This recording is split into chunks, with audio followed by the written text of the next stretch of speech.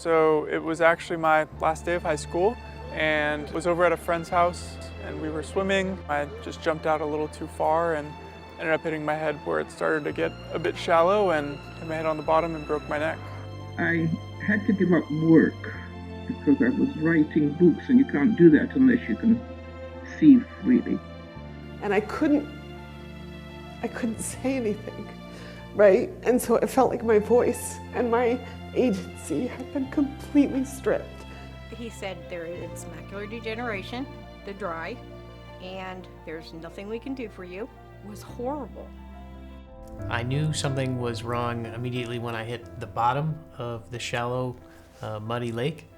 Right when I hit the bottom, not only was the wind knocked out of me, but I couldn't swim immediately, and none of my legs, arms, or hardly any muscles worked whatsoever. Even if I got 50% of my vision back, I would be so happy.